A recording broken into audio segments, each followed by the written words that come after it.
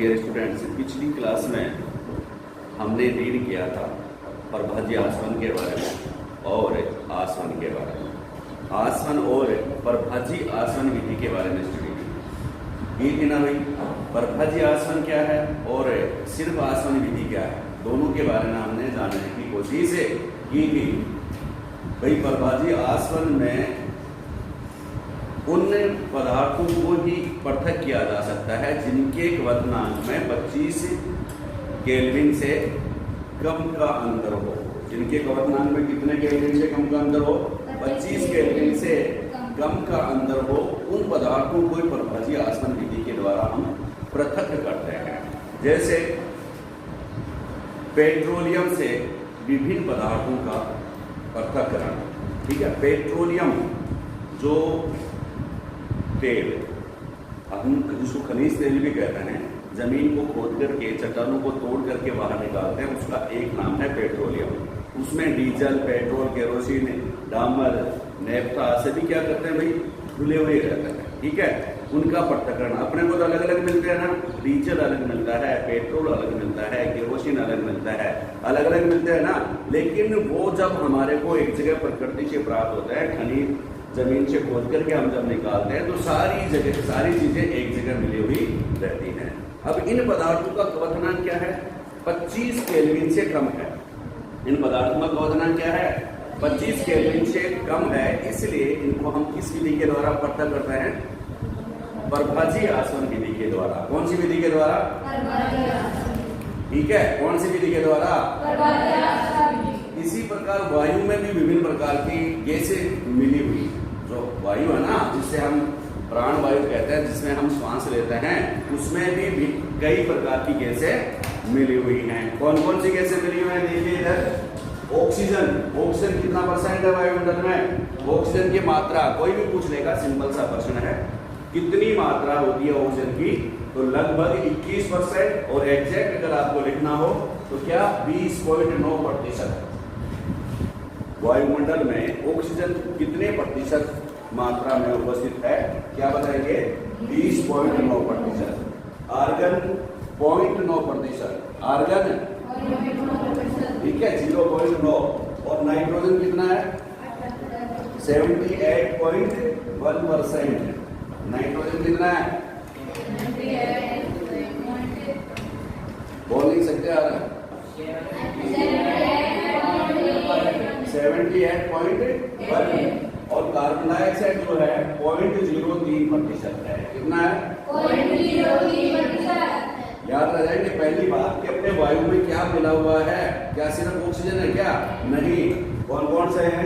Oxygen, argon, nitrogen और carbon dioxide. Oxygen 20.9%, argon 0.9% only, nitrogen 78.1% and carbon dioxide is 0.03%। आगे बात 0.03%। अब इस वायु के मिश्रण से आपने कोरोना में देखा होगा कि ऑक्सीजन सिलेंडर कम पड़ रहे हैं, ऑक्सीजन की कमी की वजह से कई व्यक्ति मर गए हैं, सुना था ना। तो अब ये ऑक्सीजन जो है वायु से कैसे पृथक करता है और लैब में कैसे बनाता है? तो आज की क्लास में तो क्या वायु से ऑक्सीजन को कैसे पृथक करें, वायु से विभिन्न प्रकार की जो चीजें मिली हुई हैं उनको कैसे पृथक करें, ठीक है। तो कौन कैसे पृथक करने के लिए सबसे पहले हम क्या करेंगे? सबसे पहले हम ये करते हैं कि वायु जो है उसको किसी पात्र में, किसी वैज्ञानिक उपकरण में उनको हम दबाते हैं। वायु को दबा करके, क्योंकि द्रव को जब दाब बढ़ाया जाता है, जब दाब बढ़ाया जाता है तो गैस जो पदार्थ है वो किसमें बदलता है? द्रव में बदल जाता है। जैसे सीधा सा उदाहरण, आपका जाना पहचाना उदाहरण कौन सा है? LPG gas. घरों में जो सिलेंडर काम में रहते हैं ना, उसमें नाम तो है एलपीजी गैस, लेकिन जब हिलाते हैं तो क्या बनता है? महसूस होता है कि इसमें कुछ ना कुछ पानी टाइप का, कुछ ना कुछ तरल पदार्थ भरा हुआ है, यही तो होता है। तो उसमें भी क्या है? गैस जो है उसको दबाव लगा करके किसमें बदला जाता है? द्रव में बदला जाता है। तो इस चित्र के माध्यम से हम समझने की कोशिश करेंगे कि अंत तक अपने को द्रव में ऑक्सीजन कैसे प्राप्त होगी, ऑक्सीजन सिलेंडर कैसे मिलेगा।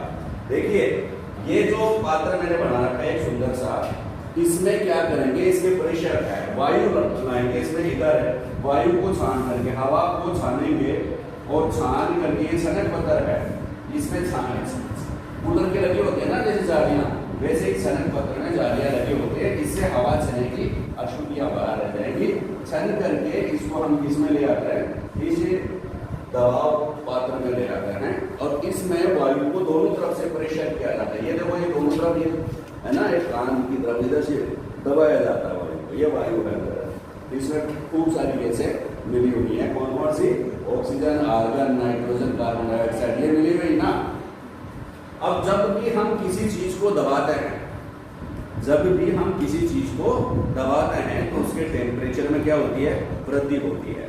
दबाव बढ़ाएंगे और तो क्या हो जाएगा, टेम्परेचर भी बढ़ेगा, और टेम्परेचर अगर बढ़ेगा तो ज्यादा तापमान होगा तो ये क्या कोई भी मात्रा हो सकता, क्या हो सकता है भाई, जल सकता है। क्या हो सकता है, ध्यान से सुनना, क्या करते हैं, पहले काम में हम दाब बढ़ाएंगे और दाब बढ़ाएंगे तो क्या बढ़ेगा, टेम्परेचर भी बढ़ेगा। क्या बढ़ेगा भाई, टेम्परेचर बढ़ेगा, और टेम्परेचर बढ़ेगा तो ये उपकरण नष्ट होने की संभावना है नहीं, ताप बढ़ेगा तो जल सकता है ना।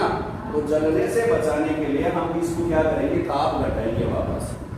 क्या करेंगे भाई, ताप घटाएंगे। दबाव की दबी हुई गैस को इधर हम ले जा रहे हैं, गर्म वायु हो जाती है। ये वायु कैसे हो जाती है, गर्म वायु हो जाती है। गर्म वायु हो जाती है तो एक और अपन ने एक उपकरण बना रखा है, ठीक है। इस उपकरण में क्या है, जमा हुआ शीतल जल का प्रवेश किया जाता है, एकदम शीतल जल, इसमें से इधर प्रवेश भेजा जाएगा और इधर से बाहर इसको कर दिया जाएगा। जैसे ही गर्म वायु आएगी ये क्या हो जाएगा, इसकी गर्मी खुद ले लेगा और पिघलता जाएगा और आगे बढ़ता जाएगा, बाहर निकलता जाएगा। तो इस वायु का क्या हो गया भाई, प्रेशर तो कर दिया, प्रेशर के बाद टेम्परेचर बढ़ा, उसको बैलेंस करने के लिए यहाँ पर ये कूलिंग सिस्टम हो गया, उसको कम कर दिया टेम्परेचर, वायु का टेम्परेचर कम हो गया, अब कोई खतरा नहीं है ना भाई। पहले में क्या किया, ये पहली बात आपको समझ में आई होगी। पहली बात ये समझ में आई थी कि वायु आई थी बाहर से, अशुद्धियां हटा करके एकदम ओके वायु बना, एकदम है ना। अब प्रेशर लगा करके इसको वहां गैस को दर में बदलेंगे, गैस के कण दूर दूर होते हैं तो दबाएंगे तो पास पास आ जाएंगे, किस में बदलेंगे, द्रव अवस्था में। फिर और दबाएंगे तो किस में बदल जाएंगे, ठोस अवस्था में बदल जाता है, यही तो होता है। तो अब यहाँ गैस अवस्था से द्रव अवस्था में हम बदलने की प्रक्रिया कर रहे हैं। इसमें क्या होगा कि ये ठंडा हो गया ना वायु, दबाया तो टेम्परेचर बढ़ गया, और टेम्परेचर बढ़ गया तो इसमें हमने वायु जल प्रवाहित किया, और जल प्रवाहित किया तो वायु का टेम्परेचर क्या हो गया, कम हो गया, ठीक है। फिर नेक्स्ट यहाँ से एकदम कूल वायु, देखो शीतल संपीड़ित वायु, यह है वायु इस पाइप से बुद्धि हुई, यहाँ पर एक पृथक करने वाला उपकरण है, ठीक है। यहाँ पर शुष्क बर्फ के रूप में कार्बन डाइऑक्साइड गैस पृथक हो जाती है। कौन सी गैस पृथक हो जाती है, सबसे पहले कार्बन डाइऑक्साइड गैस का पहले काम कर लिया, इसको बाहर निकालो। कितनी प्रतिशत है पाई जाती है कार्बन डाइऑक्साइड, 0.03%। तो सबसे पहले हमने कार्बन डाइऑक्साइड गैस को प्रवाहित हटा दिया है। फिर बाकी की जो वायु हुई वो किसमें बदल गई, पानी में बदल गई। यहाँ द्रवित वायु है, किस प्रकार की वायु है, द्रवित वायु, पानी की वायु, पानी के रूप में वायु, जल के रूप में वायु, या अपन यूं कहेंगे कि तरल पदार्थ के रूप में वायु। आगे बात समझ में, यहाँ गैस थी वायुमंडल की, ये गैस लेकर के आए, यहाँ दबा दिया, टेम्परेचर बढ़ गया, टेम्परेचर बढ़ गया तो मजबूत पाइपों के द्वारा इसको इसने कूलिंग सिस्टम में ले गए। यहाँ पानी इधर से गया, वायु इसके टच स्पर्श की तो ठंडी चीज को स्पर्श करेगी तो टेम्परेचर कम ही होगा ना, तो वायु का टेम्परेचर कम हो गया। इस शीतल संपीड़ित वायु को हम ले गए पृथक करने वाले में, यहाँ पर हमने क्या पृथक कर दिया, शुष्क बर्फ के रूप में कार्बन डाइऑक्साइड। पढ़ा दिया था मैंने, शुष्क बर्फ किसे कहते हैं, CO2 को क्यों कहते हैं ये भी बताया था पिछली क्लास में, देख लें। तो शुष्क बर्फ के रूप में CO2 यहाँ पर पृथक हो गई। अब यहाँ पर जो पानी वायु जो थी किसमें बदल गई, गैस से बदल करके तरल पदार्थ में, द्रव में बदल गई। इसको क्या कहेंगे, द्रवित वायु कहेंगे। यहाँ इस उपकरण में द्रव के रूप में, तरल पदार्थ के रूप में वायु आ गई है। आगे बात समझ में, तो पहला पॉइंट तो क्या हुआ कि आपने दबाव के रूप में उसको दबाया। दूसरे पॉइंट में क्या किया, टेम्परेचर कम करने के लिए इसको कूलिंग सिस्टम में लेके गए, ठीक है, ठंडे करने वाले उपकरण में लेके गए ना। तीसरी बात में क्या किया, कार्बन डाइऑक्साइड को बढ़ता कर दिया। चौथी बात में क्या किया कि द्रवित वायु को तरल पदार्थ के रूप में यहाँ पर हम ले गए, ठीक है ना। हर बात पूछूंगा मैं। पांचवी बात क्या है कि इस तरल पदार्थ को प्रभाजी आसवन विधि के द्वारा पृथक करने के लिए प्रभाजी आसवन कॉलम में ले गए। कौन से कॉलम में ले गए, प्रभाजी आसवन कॉलम में ले गए। और मैंने आपको बताया था कि प्रभाजी आसवन उन पदार्थों का होता है जिनके क्वथनांक में 25 केल्विन से कम का अंतर होता है। तो यहाँ पर देखो इनमें क्वथनांक देखो, ऑक्सीजन, आर्गन और नाइट्रोजन, यहाँ में 3 गैस है। कौन कौन सी हैं, ऑक्सीजन, ऑर्गन और नाइट्रोजन। ऑक्सीजन का जो क्वथनांक है वह है -183 डिग्री सेल्सियस। आर्गन का कितना है, -186। और नाइट्रोजन का कितना है, -196। 25 केल्विन है, 25 से कम है ना। तो इसका मतलब क्या, बहुत माइनर डिफरेंस है। इनको पृथक करने के लिए सबसे कम, सबसे अधिक क्वथनांक किसका है इसमें, ये बताओ। शाबाश, ऑक्सीजन का। जो सबसे माइनस में जो डिजिट सबसे कम होता है वह वास्तव में सबसे अधिक होता है। तो सबसे अधिक क्वथनांक किसका होगा, ऑक्सीजन का। और फिर सबसे कम क्वथनांक किसका है, नाइट्रोजन का, ठीक है। तो यहाँ पर पहले नाइट्रोजन जिसको उबालेंगे ना, तो पहले नाइट्रोजन पृथक हो जाएगी, नाइट्रोजन गैस, ठीक है। फिर प्रभाजी आसवन विधि में फिर आर्गन गैस पृथक हो जाएगी। कौन सी गैस पृथक हो जाएगी, आर्गन गैस। अब नाइट्रोजन व आर्गन अलग हो गए, क्या बचा, ऑक्सीजन। इसको अलग से ऑक्सीजन के सिलेंडरों में लास्ट में ये बची ना, तो ऑक्सीजन का क्वथनांक जो है 183 डिग्री, -183 डिग्री है, -183 डिग्री सेल्सियस है। इसलिए जो ऑक्सीजन बचती है इसको हम अलग से तरल पदार्थ के रूप में, पानी के रूप में ऑक्सीजन पीने का नहीं है। ऑक्सीजन गैस हम ग्रहण करते हैं, यह अपनी प्राण वायु है, ठीक है ना। इनको सिलेंडरों में पैक कर दिया जाएगा। जो भी मरीज हैं उनको चढ़ा दिया जाएगा और कोरोना से बच जाएंगे। अगर आपने ये सिंपल सा स्टेप पढ़ लिया होता 9th क्लास में पहले, जो पिछले स्टूडेंट हमारे गए हैं, तो आज जो कोरोना से जो मरे ना वो मरते नहीं हैं, क्योंकि हम ऑक्सीजन सिलेंडर खूब सारे बनाते थे ना। ये चीज क्या है, सिंपल सी काम है। उपकरण तो गवर्नमेंट उपलब्ध करवाएगी ना।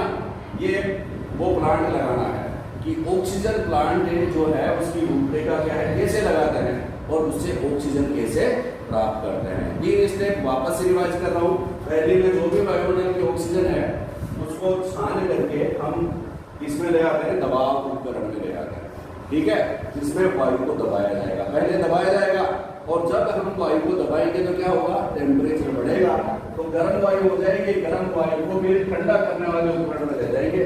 तो एक तो दबाने वाला उपकरण हो गया, एक ठंडा करने वाला उपकरण। ठंडा करने वाले उपकरण में सिर्फ ठंडा पानी चाहिए, यहाँ इधर से ठंडा पानी डाला, इधर से गर्म पानी निकल गया और ये वायु इसके संपर्क में आई तो वह भी ठंडी हो गई।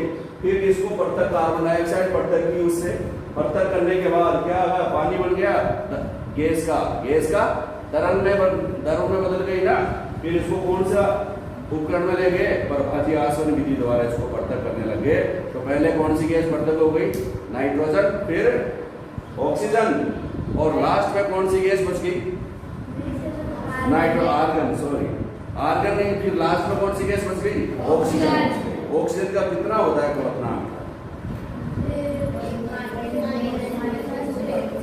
माइनस ऑक्सीजन का क्वथनांक 183 डिग्री सेल्सियस, ठीक है। अगर हम इसको याद रखना, क्योंकि हो सकता है आपको भी ऑक्सीजन प्लांट लगाना पड़े और कोरोना के मरीज आगे से नहीं आए, हम तो ये दुआ करते हैं, लेकिन बाय में किसी को भी ऑक्सीजन की जरूरत पड़े तो हम उसको बचा सकें, ठीक है। ओके।